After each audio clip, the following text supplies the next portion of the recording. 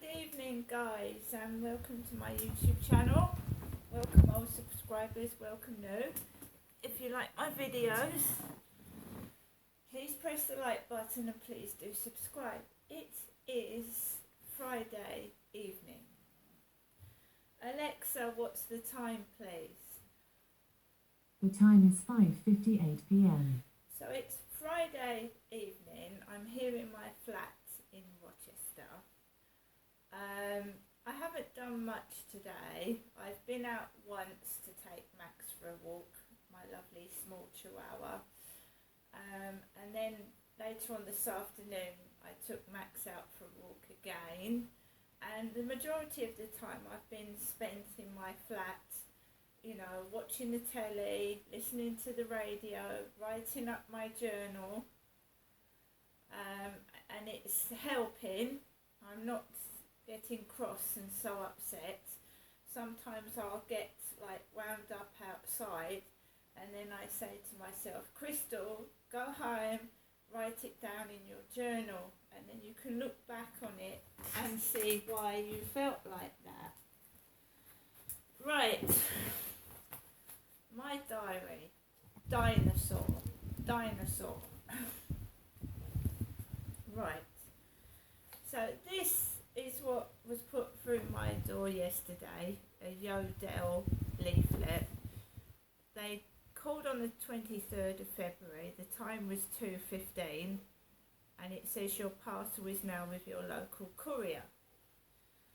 So I did say to you that I knew that parcel wasn't for me, so no parcel has come for me today. There was a parcel for a lady called Romany downstairs, Tails.com, because I used to get a delivery of dog food for Max from Tails.com, but I've cancelled it because I found it too expensive. I can go into the local co-op and get lots of dog food a lot cheaper than I can from Tails.com. It's very, very expensive. 30 or 40 pounds for a box of dog food is really expensive, and I can't afford to pay that, right? And most people with pets can't afford to pay that. So I either go into the co-op or I go to other supermarkets, Sainsbury's, and I'll pick up my dog food. And my mum sometimes helps me out and gets me a box from Morrison's. They're about £5 a box for 12 pouches, and I get my cat food from the local co-op as well, or from Tesco's. Basically you start out a trial subscription, and then you forget about it, and then a great big chunk of money comes out of your bank account, and it's from Tails.com, and I got fed up with it. I've just completely cancelled Tails.com. So there's been no parcel for me today. No post at all, no junk mail, nothing. So where did I get to with my journal? Today I got up around 8 a.m, fed Max and the two cats, jumped into the hot shower. Needed to feel better, and I thought that would help. It didn't. Had a coffee, then another, had a banana for breakfast. Took Max out for a walk just after 11 a.m, felt okay. The lift still is not working, it isn't. Walked along the riverside, got towards the co-op, and la-da-da-da-da-da-da-da-da, a ginger lady came out of Costa Coffee wearing very large jeans, and she was walking with her partner, and she was laughing as she walked past me. Builders were about. Buzzer rings, parcel for number 3, eat my spinach pasta. Around 2 p.m. I took Max out for a walk again. Someone was in a car out the back, so I walked through the front, walked around the riverside. It was cold and spitting with rain. Couples walking around together, and a yellow DHL lorry was driving around. I kept safe, away from the road,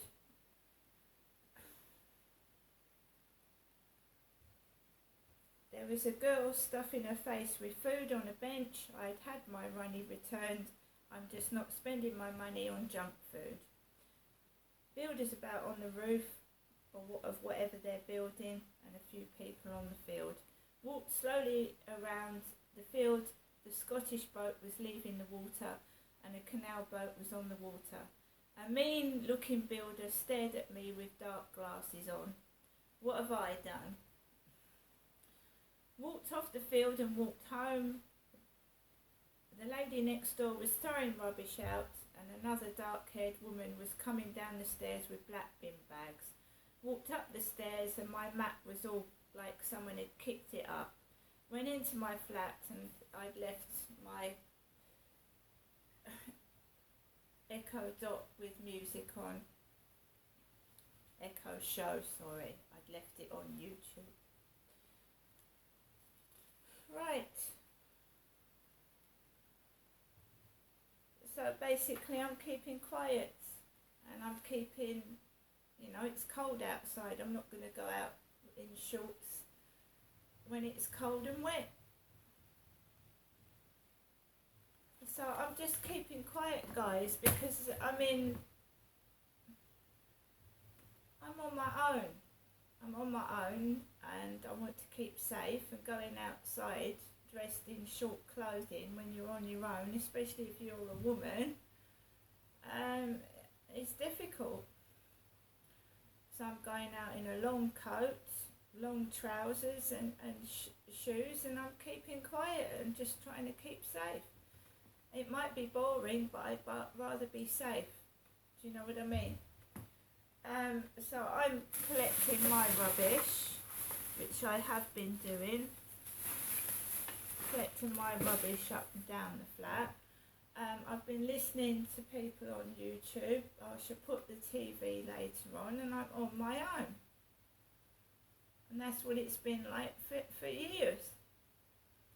Because I meet the wrong sort of men, or I have been doing, and I don't want to meet people that are going to take advantage of me.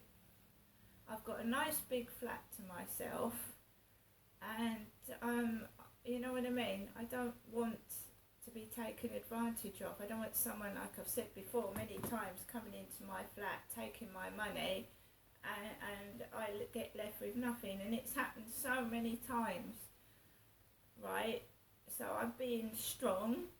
It sometimes gets very, very monotonous. Sometimes it gets quite infuriating, but I will not keep paying for someone else, and I will not go outside and get drunk. I don't take drugs and I don't smoke, and that's just the way it is. I can't help the way I am. So I don't look out the window like I used to do at Lansdowne Court. I don't look and stare out the window anymore. There's no need to. Obviously, if someone makes a commotion, I'm going to go over and see what it is, but I don't stare out the window. I am now sitting on my sofa, I write in my journal, listen to the radio, listen to the TV, and concentrate on something else. If someone really, really wanted to know me, then they know where I live and they've got my phone number, haven't they? Right? So obviously nobody does, and I'm quite happy with that, and I'm just going to get on with my life by myself, and that is how it's going to be. And I'm not going to revert to fucking putting ads on dating sites. I'm not going to revert back to my old behaviour. This is me, right? I don't muck about. I'm not stupid. I'm quite direct. If you want to know me, know me. If you don't, go away. It's as simple as that. Right? Let's see what the radio has to offer this evening. Alexa, can you put the BBC World Service on? Here's what I found. Right. Alexa, exit YouTube.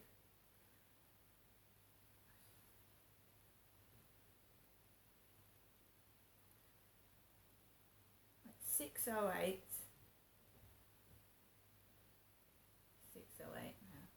Alexa, can you put the BBC World Service on?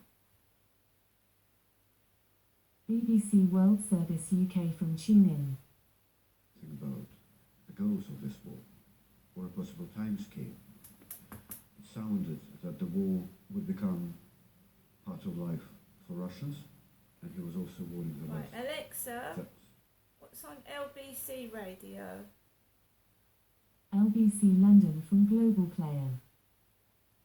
Such they looked at you and thought, no chance, not going to make it, never going to do it. That dream you have, forget it, kid, not you. And I want to know that you turned it around, and I want to know that you did it. Something like Jason. This is Professor Jason Arday. He is Professor of Sociology of Education at the University of Glasgow. He's set to become the youngest black person ever to be appointed to a professorship at the University of Cambridge. The thing you need to know about Jason is that until the age of 11, he was unable to speak. And until the age of 18, he couldn't read or write. And now he's just a professor at the University of Cambridge. This is what he says about being non-verbal until the age of 11. One may determine or may view it as coping, but when you don't know any different, you don't think you are coping with anything. So for me,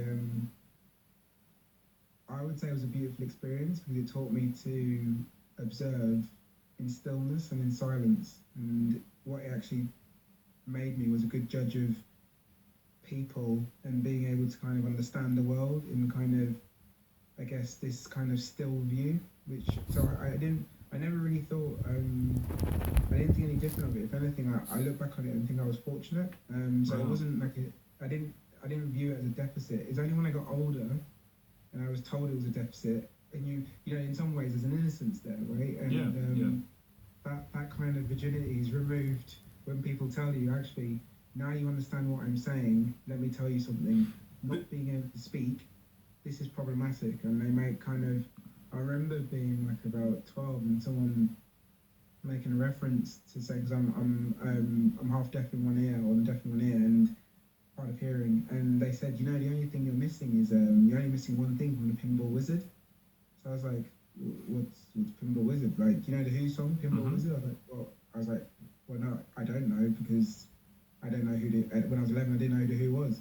And they were like, the Pinball Wizard was deaf, blind and dumb, a deaf, dumb, blind kid. And I was like, oh, right. So obviously dumb being I couldn't speak, or being non-verbal, and obviously being half deaf in one ear. So I just think what's really interesting is always, and it's not your perception at all, but just this perception that it was difficult. It was difficult in so far as to say, like, communicating was difficult, but then there was a beauty that came with just observing everything around you and being able to draw and to kind of make some sense of what was happening around you. Do you have the same view of that early part of your childhood when it comes to not being able to speak or being non-verbal as you do to not being able to read and write until you were 18? Because I'd have thought that would be an enormous challenge, and there will be people who will have written you off at that stage. Yeah, I guess there was. I mean, there was the challenge in terms of being illiterate and not being able to read and write when I was 18. That was very, very different. That was very, very. By the time I was 18, I still couldn't. You know, at all. You couldn't read or write at all. I couldn't. No. Wow. So I could. So there were words that I could obviously recognise. You know, so words on sight, as you would do with a young child, in terms of reading, in terms of early years reading, but in terms of, you know, the collation of words and sentences and writing and formulation of the English language, none of that was there. And so, like I said, it wasn't for the want of not trying. It's just that, right, I was going to ask how my brain processed information. It didn't register. So there's constant effort from your family, from your school, to try and help you find a way to read and write. It's not as if they've just sort of gone, oh well, he can't, let's leave him. Family, yes. I think what I would say about the education system is that, unfortunately, it does tend to give up on people that it perceives to be not as academically capable. Yeah. That has been a historic thing, and many generations of children have suffered from that. And do you think autism was a part of that?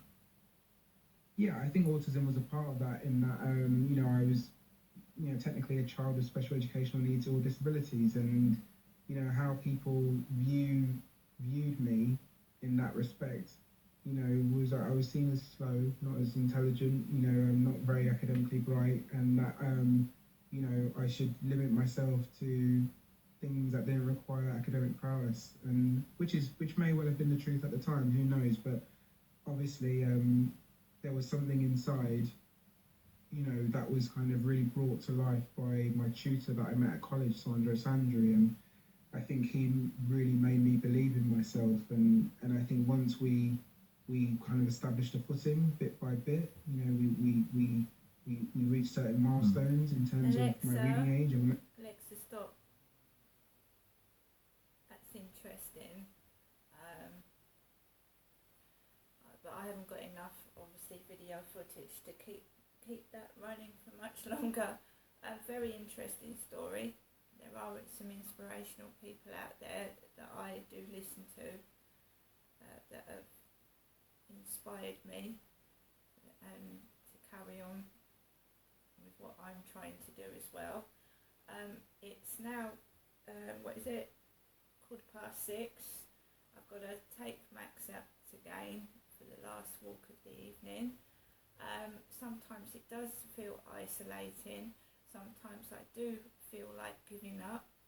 It feels like I'm not taken seriously, that people actually don't believe what I've said about what's happened in my past, and it is 100% true. The police have not helped me. They've treated me like a criminal when I've been the victim. It's still happening. People find it funny. They find it hilarious what's happening to me. They go walk past me and laugh like it's some storybook. But this is what happens to me is true. What I've said is true. All the perpetrators in my life have not been punished. Not one of them. I don't know what it is, but people just don't take me seriously. They don't. So it just goes on and on and on in a vicious circle, the same things repeating themselves. Although my dad's dead, one of the perpetrators has gone. I really haven't got anyone in my life now apart from my mother, who is obviously not well herself. She's had my dad's treatment of my mother has a detrimental effect on her and her behaviour. And because nobody's there to help my mother or see how my mother's behaving, I've got to cope with my mother's behaviour, which I find sometimes quite alarming, sometimes quite distressing. Sometimes, she's acting like quite aggressively, and I don't know how to deal with it. I never expected my dad to die first, I'll be quite honest with you. You don't want your parents to die, nobody wants their parents to die. But I didn't think my dad would just go like that. Nobody does, and it was a shock for me. And I've got to deal with a mum that, in my opinion, needs help, and I can't be there because I've got issues myself, and I obviously don't want to get cross with somebody who isn't well. So we both need kind of support. We're both not getting it. I feel locked up in a prison here, and I'm sure my mother feels like she's in some sort of prison. We both are watching people go out, enjoy themselves, people with extensive families like enjoying themselves, going out at the weekend, and me and my mum have suffered domestic abuse from my dad, and it's left us both unable to really mix because we're both older. I'm in my 50s and he was controlling me, my father was. My mum's 76. So to go out, right, and you can go out now and start socialising, now he's gone, it's very difficult because I haven't learnt proper social skills. My dad always told me what to do. He was always controlling me. Then I had controlling partners. And to find yourself suddenly alone with no one controlling you. People say, oh, we go out, go out, go out, go out. I can't. I feel that I can't. And I wish that I could, but I can't, if you know what I mean.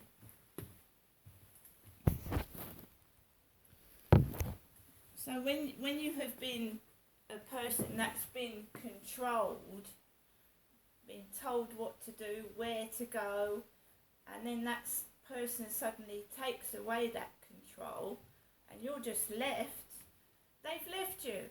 You know, they've isolated you, they've